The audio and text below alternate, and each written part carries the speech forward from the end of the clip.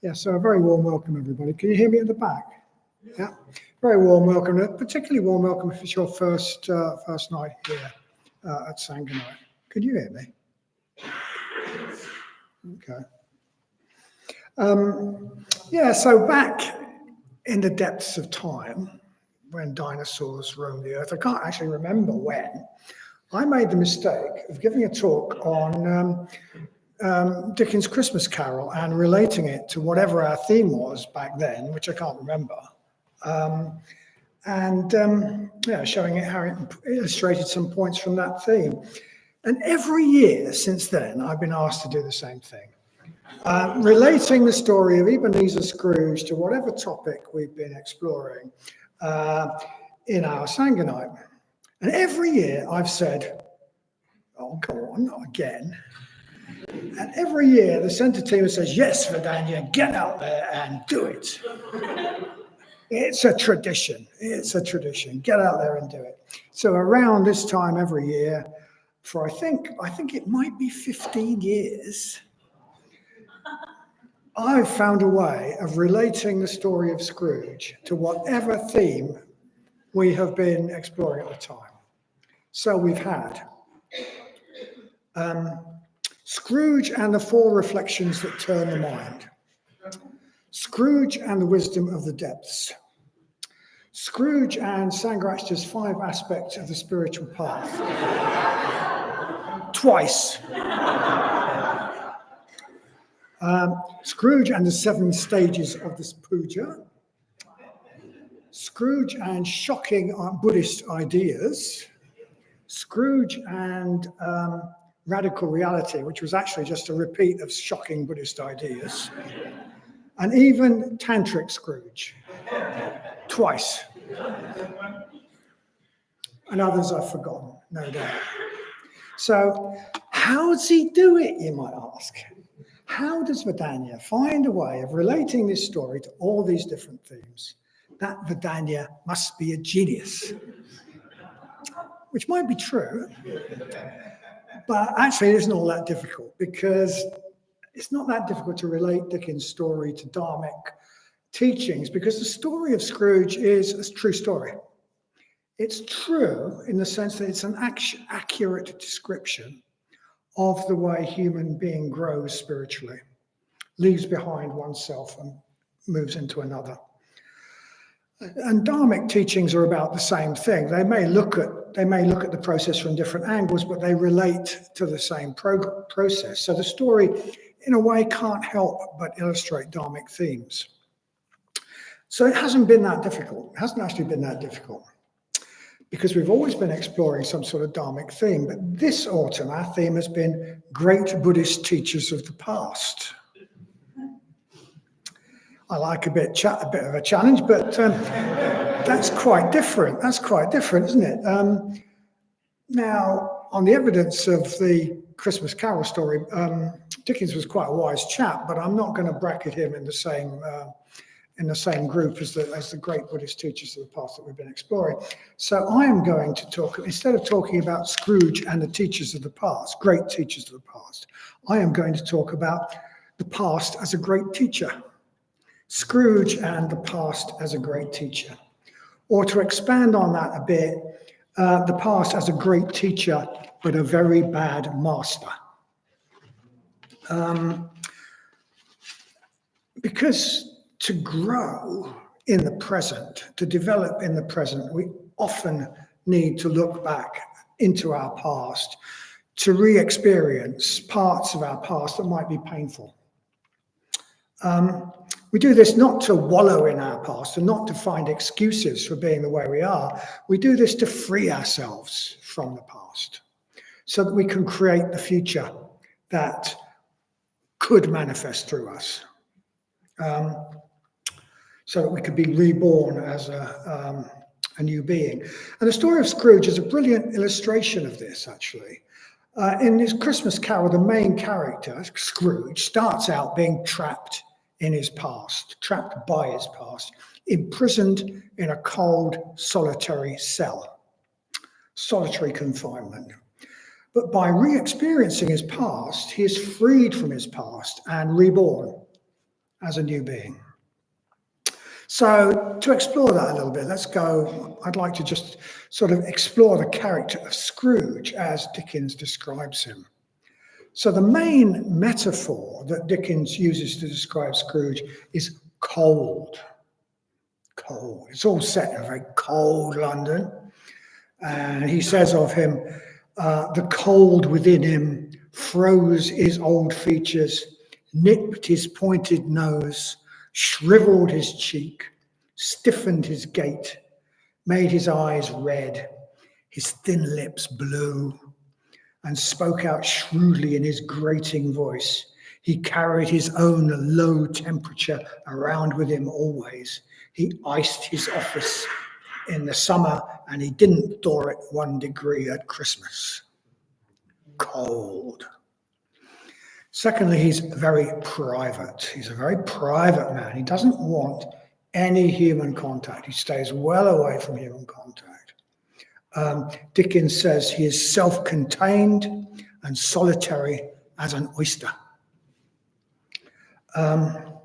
Thirdly, he is excessively rational. He's excessively rational. So when he's asked to give money to the poor, his response is, are there no prisons? Are there no workhouses? And if some do die, that will help to relieve the surplus population. So he's very, very overly rational, just completely rational. And that rationality sort of turns into cynicism. It comes across also as cynicism. So when his nephew wishes him a happy Christmas, he gives his famous response. So he gives his famous response, bah, humbug. I often want to say bah, humbug. There's a lot of humbug about. But cynicism is something that needs to be used carefully. And with Scrooge, it definitely goes too far. It becomes a defense with Scrooge. So he's cold, he's private and solitary, he's excessively rational, moving into cynicism. He is like an oyster. And these are the shell that these are what the shell is made out of, that he's built to protect himself, basically. Emotional coldness, privacy, excessive rationality, cynicism. And that shell might seem to protect him, but in fact, it's a prison. It's a cold, solitary confinement in a dreary cell. Scrooge isn't aware of it, but he's a very unhappy man. So after saying bah humbug to his nephew, he says, what reason have you got to be cheerful? You're poor enough. To which his nephew replies, well, what reason have you got to be so dismal? You're rich enough. So he's dismal. Others can see that Scrooge is dismal, but he can't see it himself. So Scrooge is trapped. He's trapped in a shell that seems to protect him, but it's dismal. And the reasons that Scrooge has built this shell lie in the past, as we'll see. So when we first meet him, the past is Scrooge's master. And it makes his life dismal. The past determines what Scrooge is now, and that makes his life dismal. And to free himself from that shell, that prison, as we will see as the story unfolds, the past, as it were, comes to his rescue. An awareness of the past becomes a great teacher that liberates him. So like the rest of us, Scrooge has emotional scar tissue, okay? And he has found a way of living and being that protects his old injuries, his old scars from being poked. And prodded and causing him pain. So he keeps himself to himself, away from others, because that means you don't get prodded. He doesn't do emotion. If he allowed himself to feel, he would have to feel a big dose of pain about the past. he doesn't go there, so he keeps himself cold. Scrooge is a bit extreme, but he might not be that unusual, actually, not in the UK as it is at the moment. We've all taken some emotional punishment. And lots of people, when they first come to the Buddhist center, find it hard to experience much in the way of warm emotion when they do the metta bhavana. It's quite a common thing that people experience. Maybe because of past pain, emotional scar tissue. Maybe because they're emotions that would be painful to feel. Or emotions that we've been taught we're not allowed to feel. So we shut ourselves down and we don't experience much in the way of emotion at all, including the warm ones, the positive ones. So we all develop a sort of structure to our personality, a way of being and living that sort of works and sort of protects us, but it also limits us. It imprisons us. So changing metaphor from oysters, we're a lot like crabs. Crabs have a shell that protects them. Crabs have a shell that protects them, but which also stops them growing. When they grow and they get trapped in a shell that's too small for them, I assume that's quite uncomfortable. So periodically they have to shed their protective shell and grow a new, bigger one. But when they're out of one shell and haven't grown the next one, they are very soft and very vulnerable, and they go and hide under a stone. And we're not unlike crabs in many ways. We also grow a protective shell, but as we grow, we need to break out of our old shell.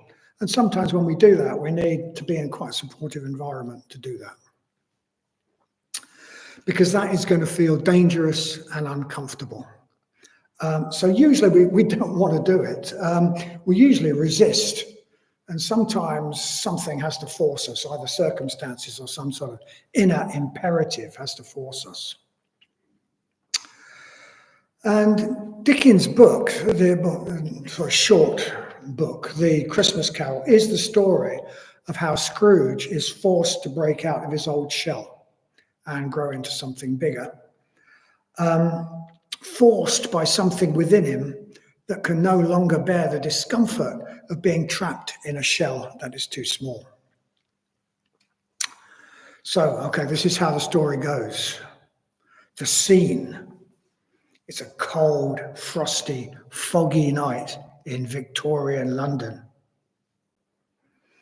It's Christmas Eve, and Scrooge is in his underheated office, preparing to go home for the evening. His nephew comes round, cheerful, invites him out to Christmas dinner, invites him round to his place for Christmas dinner, and he says, "Bah humbug."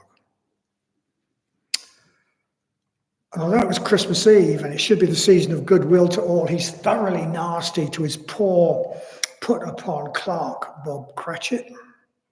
And he's thoroughly nasty when some people come around collecting for the poor at the door. And then, as night falls, he makes his way home to the gathering gloom. So the scene is like one of those Gothic films about Victorian London. A foggy winter's night in Victorian London. And in Victorian London, of course, every house was burning smoky coal. And the atmosphere was so thick, they called it pea soup. So he gropes his way through the murk to his usual inn, where he has his usual dismal, lonely evening meal. And then he leaves and heads off for his house. He heads into this courtyard where his house is, in the dark. And in the gloom, he reaches his door and he reaches for the handle. But instead of his usual doorknob, he sees the head of his old business partner, Jacob Marley, who's been dead these past 6 years. So he recoils in shock and horror. But then he reminds himself that he's a rationalist. He doesn't believe in any of this. He probably says, "Bah humbug," to himself, collects himself together and opens the door. And then he double locks the door, thinking that that will keep out whatever is troubling him. But then when he gets into his hallway of his big, dark, gloomy house, he thinks he sees a hearse with a coffin going up the wide stairs. And then when he gets into his dark, gloomy living room, he thinks the enormous fireplace, which has got all sorts of heads sculpted into it, he thinks that each of these heads is the head of his old dead business partner, Jacob Marley. And a bell starts to toll, and there is the clanking of chains. And Jacob Marley's ghost appears to him, looking totally miserable and wrapped about in chains. But Scrooge tries to protect himself with his old defense of cynical skepticism. So he tries to make a joke of it. He says that this vision is nothing more than the result of a bad dinner. And he says it smells more of gravy than the grave. But whatever it is that is pushing itself towards the surface of Scrooge's consciousness and taking the form of his old partner's ghost, it is not going to be put off. So the ghost tells Scrooge that because of his self-centered life, in which he didn't care about anyone but himself, he is doomed to wander in chains. He says the chains are of your own making. You made them by the way you live your life, and now you have to drag them around. Marley's ghost said, I wear the chain I forged in life. I made it link by link and yard by yard. I girded it of my own free will, and of my own free will I wore it. Would you like to know the weight of the strong chain you bear? It was as heavy as this 7 Christmas Eves ago, and you've made it even heavier since. Woo! And he tells Scrooge that he has come to warn him. He says that Scrooge has spent a long time making this chain for himself, and he warns him that unless he changes his life, he will face the same terrible fate as Jacob Marley. He will wander, a discontented, unhappy spirit, dragging the chain that he has made around with him, dragging the chain he's made by his actions, and forever doomed to regret for having wasted the opportunity to do something positive while he was alive. So, a little bit of an aside here and a bit of backtrack to a previous talk. Jacob Marley's ghost thrusts 3 of the 4 mind-turning reflections into Scrooge's face, basically. The 4 mind-turning reflections are 4 reflections that some Buddhists do quite frequently to turn the mind to the Dharma. So he shows him impermanence and the inevitability of death. He shows him the reality of the law of karma, inescapable reality of the law of karma in the form of the chain that he wears, and it's forged by the way he lives his life. And he reminds Scrooge that he's got a precious opportunity to do something positive before he dies, which he will regret forever if he wastes. So 3 of the mind-turning reflections: impermanence and death, reality of the law of karma, this precious opportunity.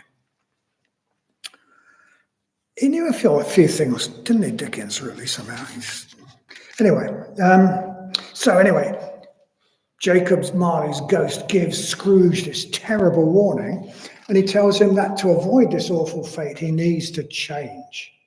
And he says that he will see 3 spirits during the course of the night, which might bring this change about. But like the one-sided rationalist that Scrooge is, Scrooge says, you've already warned me, can't we do without the 3 spirits? In other words, I now know with my head what you're telling me, and I have to change, and that's enough. But Marley's ghost tells him it doesn't work like that. There won't be any real change unless Scrooge experiences the emotions that the 3 spirits will lead him to experience. He might know he needs to change with his head, with his rational mind, but that will not have the power to bring about the change that's needed in his whole being. He needs to be moved in his whole being. It's not enough to know just with the head. Scrooge carries on in that vein. He says, can't we have all three spirits at once? Save time. He still thinks it's all about knowing something. You know, you could tell me one after the other what I have to say. Whereas he needs to go through this organic process to transform his being in the depths as well as in his rational mind. So in the course of the night, the three ghosts that Jacob Marley predicted appear to Scrooge as he tries to get some sleep in his big, dark, gloomy, lonely house. And the first one that appears at 1 a.m. is the ghost of Christmas past. And this is the past as a great teacher. This great teacher wants to show Scrooge some things about his past that will have a transformative effect, but Scrooge does not want to know. He resists. He doesn't want to experience the pain and regret of his past, which has caused him to shut down his emotions, caused him to develop this protective shell. But this ghost, it's great, this bit, this ghost shines with the light of awareness. It's like a lamp bringing light into Scrooge's life. But it's a really comical bit, this, because Scrooge tries to shut down the light by snuffing it out with a candle snuffer. Must be a very big candle snuffer. Anyway, it just doesn't. Anyway, so this ghost is shining, beaming light, and Scrooge doesn't want to know it. It's the light of awareness, and Scrooge does not want the awareness. Basically, he doesn't want this awarenessness.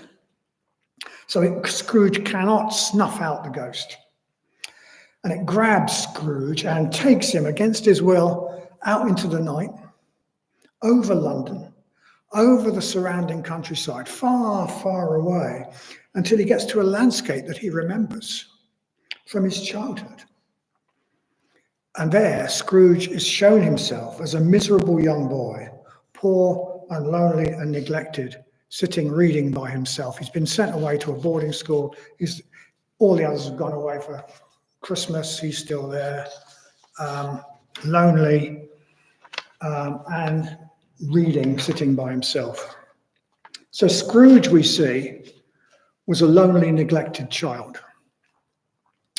And for a lonely, neglected child, it's perfectly reasonable to make yourself self-reliant, to not need or value contact with other people, affection, friendship, to be completely private. So that's part of structure of Scrooge's adaptation to the world. Part of his shell.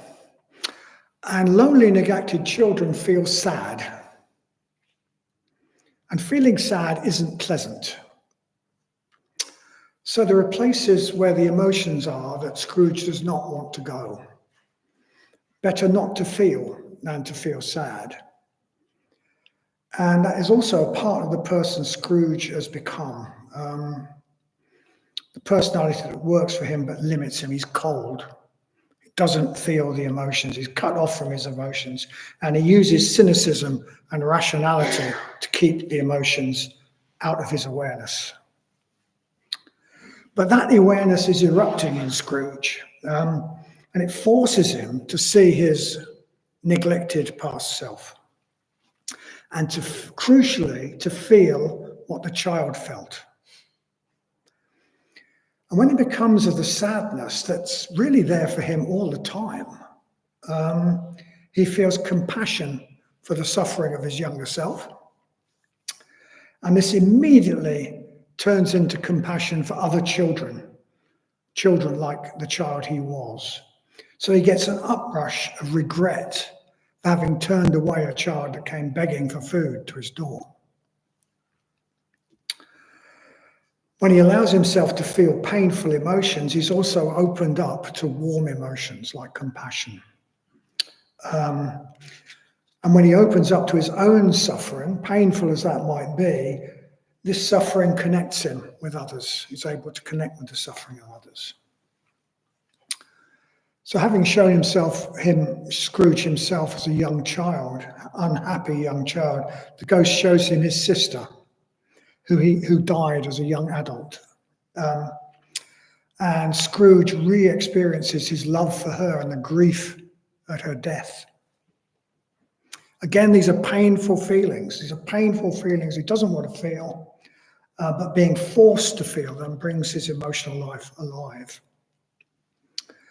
And then he's shown himself in his first job with his friend Dick, his good friend Dick, and his kind employer, Mr. Fezziwig, great Dickensian name, Mr. Fezziwig. And he remembers the kindness that his employer showed him. And because his emotions have been opened up, he feels a strong uprush of gratitude for that kindness. At this point, the ghost mocks Scrooge's previous cynical attitude. So the ghost says what Scrooge himself might have said previously. He says, "It's a small matter to make these silly folks so full of gratitude. It doesn't take much to make these people feel grateful." So the ghost is mocking him. That's just the sort of thing that Scrooge might have said to protect himself from feeling any emotion. By mimicking Scrooge's old self, the ghost is showing him how small-spirited that attitude is, how sour and nasty that attitude is. And then Scrooge, woof, he's suddenly back in his bedroom. Woof. And the ghost vanishes. So the past, as a great teacher, has done its work. And he's now due another ghost. But this time, because of the arising of awareness, sympathy for others who suffer as he has suffered, and memory of warm feelings he's suppressed, and his gratitude for the benefits he's received, all of that have started to make a really deep change in Scrooge. So when the next ghost appears, the ghost of Christmas present, he is open to what it has to show him. He's receptive. And he says, "If you have anything to teach me, let me learn by it," which is a very different attitude. The past, as a great teacher, has done its job. So the ghost of Christmas present appears. And this time Scrooge is receptive to what it wants to show him. And what it shows him is other people enjoying Christmas. Or specifically, what it shows him is other people enjoying their close relationships with others.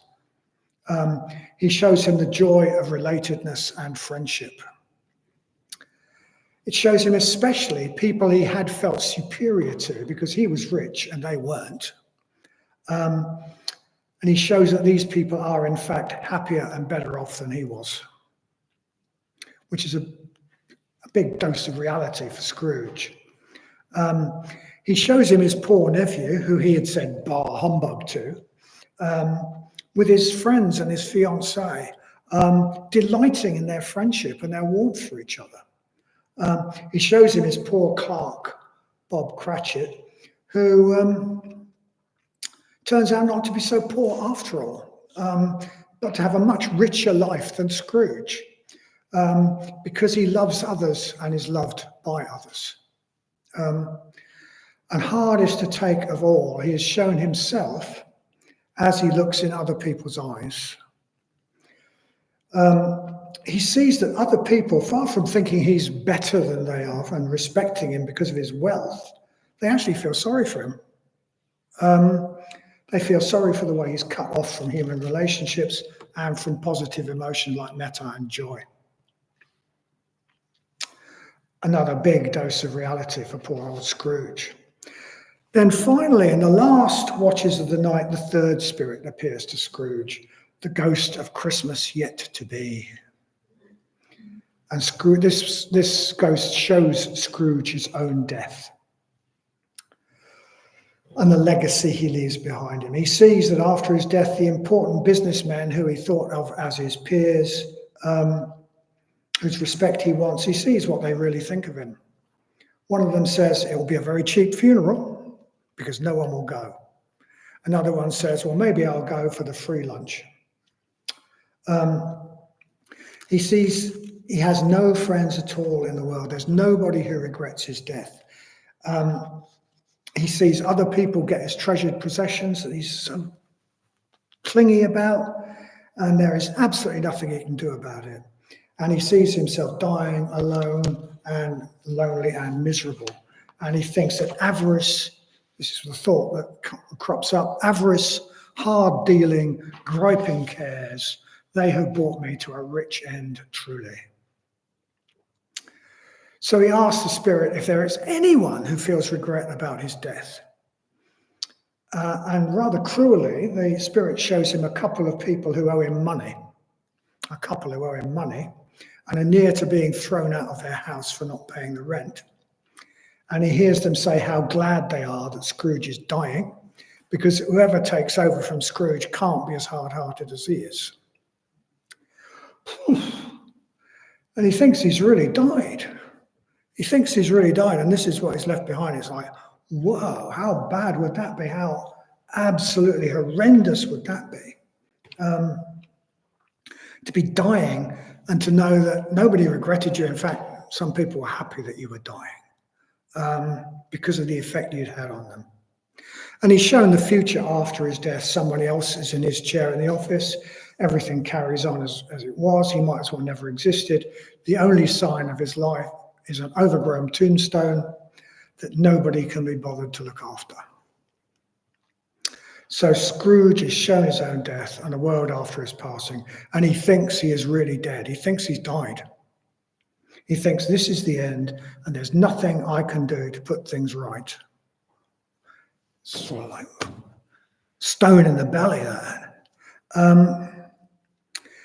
But then morning dawns, and daylight floods into his bedroom, and the ghost of Christmas to be turns into his bedpost. And he realizes he's not dead after all. He's not dead after all. He's like a man who's had a reprieve minutes before execution. He feels he's been given an amazing opportunity. He still has his precious human opportunity.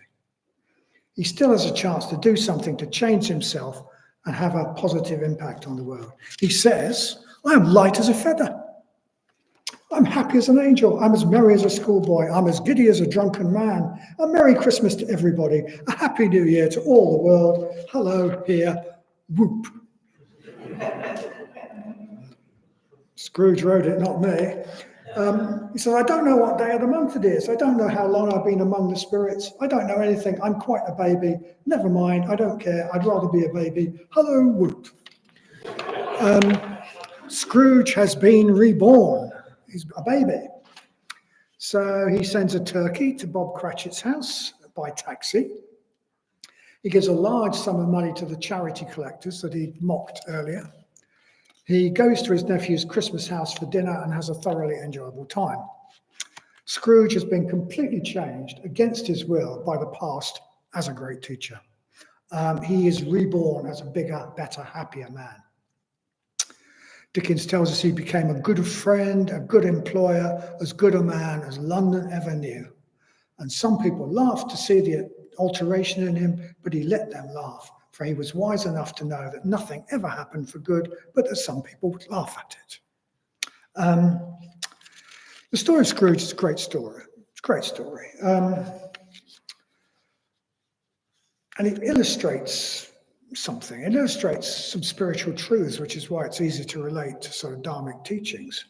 So what lessons can we take from it? For a start, we could ask ourselves, are there any ways that I am a bit like Scrooge?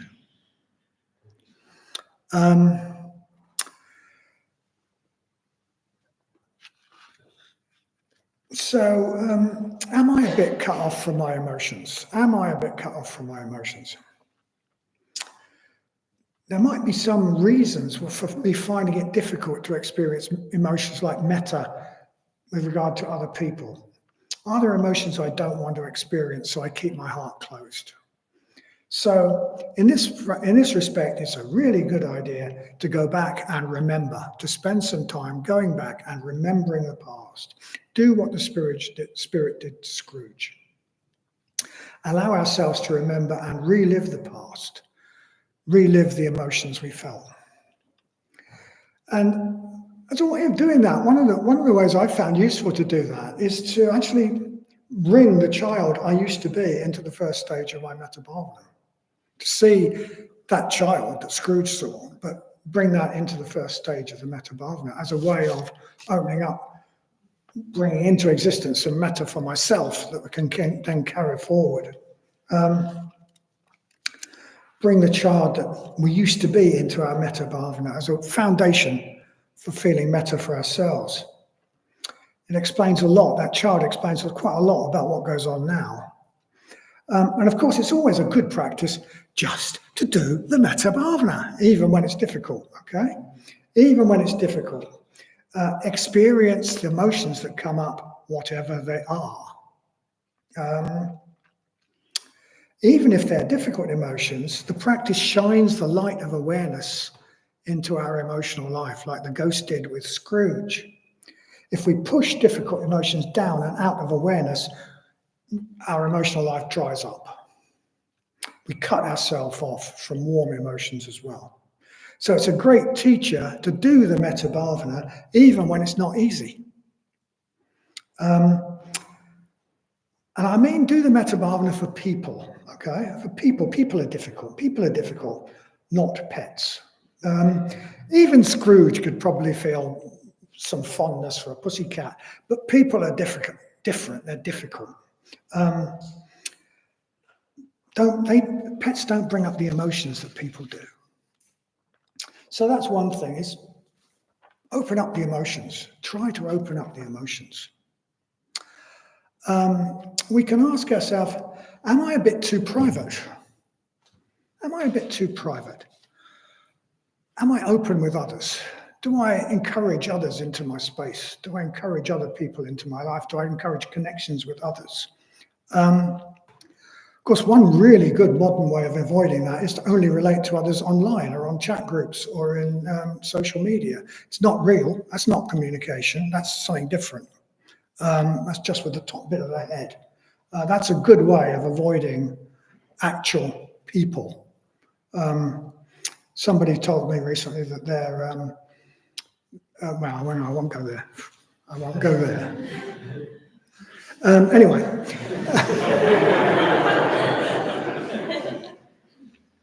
Peopling, you know. So am I a bit too, are there people that I can really be myself with, that I invite into my space? I remember, a bit of confession here, I think I was an extremely private person before I came in contact with Triratna, extremely private person.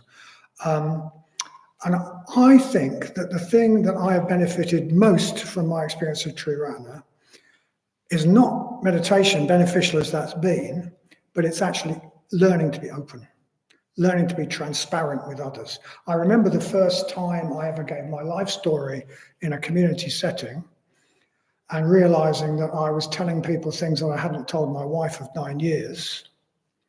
Just the experience of, wow, this is so releasing, it's so liberating to actually be able to open, warts and all, not putting on a front with others. I think that's one of the great things, try and find situations where you can get that in Triratna, and you'll get it in Triratna in a way that you perhaps won't get most other places.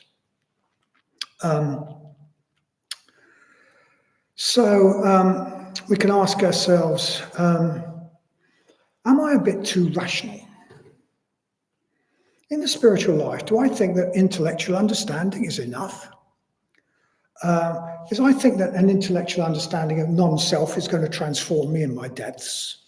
Or do I actually realize that, a bit like Scrooge, it's got to come through the emotions and the will and the whole being? I always say that it's a real shame we call insight because we think insight is just something with the head. but it's not that. It's a deep turning around in the being. So am I a bit too rational in the spiritual life? Am I a bit like Scrooge when he said, okay, I've got the message, we can do without the three ghosts? Do I think, well, I've got the message, selflessness, I can do without actually experiencing letting myself go and doing things for others, for example, or leaving behind my ego, service, etc. Do I think that spiritual life is all about understanding non-self, and that's enough? And related to that, am I a bit too skeptical? Even cynical as a defense? Am I a bit too ready to say, bah, humbug? There was some advice that was once given to me by Vasantra when I brought a bit too much skepticism to bear on our Mitra study material, and he said, take cynicism and wring its neck.